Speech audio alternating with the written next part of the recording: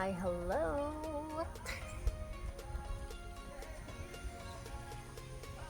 We're out here.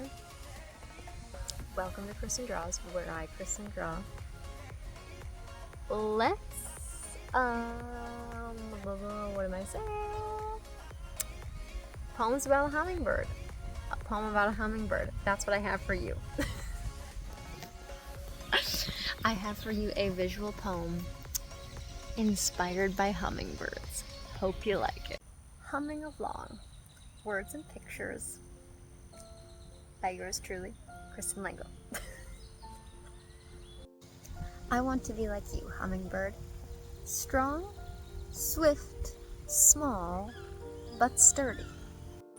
You hover, you zip, you zag, and just when it seems like you'll never stop, stillness, you stay, perched not far away from my window on that bamboo branch. So still, so small. I want to be like you, hummingbird, who helps me recall all that I am. Thank you for viewing, listening, watching my hummingbird poem, Humming Along. Hope you like it. It's the first of its kind. I'm trying this out. I am transforming my sketchbook pages into little visual poems about some of the muses that I have been drawing. There are certain images that I am just drawn to, particularly within the bird world, and also I love watching birds. I've been an amateur birder, well, since the 7th grade, actually. Thank you, Mr. B. We always used to just call him Mr. B, and now I've forgotten his last name.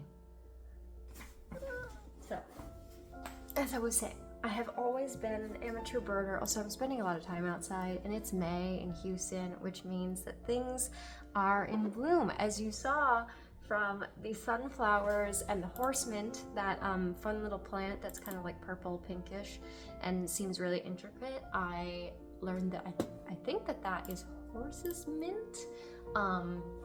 Learned that from iNaturalist, a wonderful open source nature app where people just like add their sightings. Highly recommend. If you are curious about the natural world and you want to know what's around you, go download iNaturalist. Not sponsored by them or anything, but it's helped me to learn the names of local flora and fauna. Anyway, amateur birder since I was like 13. That was when I got interested in it, thanks to my science teacher at the time.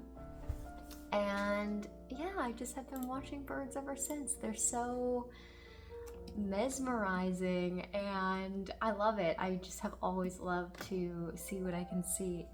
It's a real grounding practice. You are really forced to be in your environment and be present, and I think I personally need that more than anything these days. So I've been drawing the birds, I've been drawing all the birds, the ones that I am attracted to. They're not a mate. Like what? I've been drawing birds from reference images that I have been taking from a Facebook group, actually. So on one of my one of my walks where I just go out into the natural environment here and just do a little walk around this place near my house that has like some flood ponds. Actually, I think they're built to like collect water for when the hurricanes come, so that the surrounding areas don't suffer flooding. So anyway, they serve a dual purpose, and they give life to the local environment, and the local ecology really like thrives because of them, which is wonderful. So I'll go to these places, take a little walk around, and on one of them I met a woman, full-grown woman, probably was old enough to be my mother, who told me about something. She was also out there with a camera and binoculars, you know, it's kind of the tell of like, you got binoculars and a camera, you're probably watching the birds. And real recognizes real.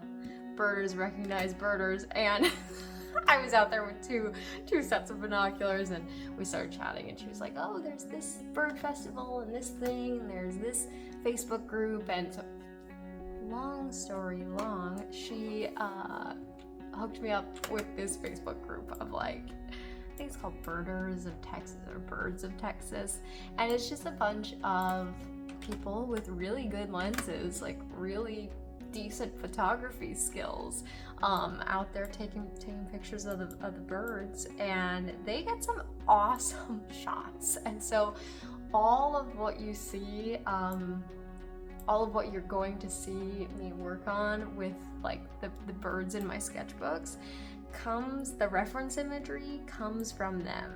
And now I struggle here because they don't want you to like, they only want you to post pictures of birds in the group, right? They don't want you to be like, oh, check out my drawing of this bird, right? Which is not, it's not what I want to do, but I also want to give them credit, you know? I feel a little bad just like taking these images from everyday people and like using them for my artwork. Now, I'm not making hyper realism here, so it's not like my end sketches end up really resembling their photos, but I am looking at something, I guess, is my whole point in this never-ending rambling that I'm doing right now. I am looking at an image. I'm not creating from nothing. These little visual poems about the birds are, they're not just pulled from, you know, my head. There are images and a whole group of people providing images that I'm working off of. Is that what you wanted to know? I don't know. Moving on.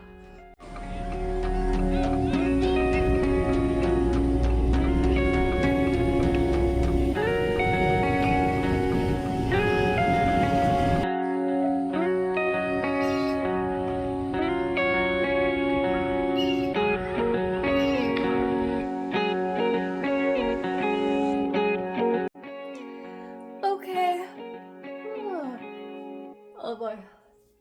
Tired. That's all for this one. That's all. Thanks for being here. Thanks for watching. Thank you for following along on all the bird saga. You know, it's just always birds. Birds. That's the theme of my life, is birds.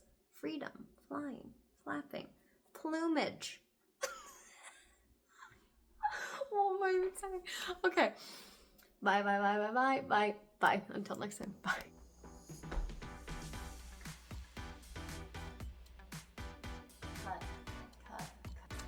I've always had like an 80-year-old soul. It's more like an 80-year-old, 18-year-old. That's just how it goes.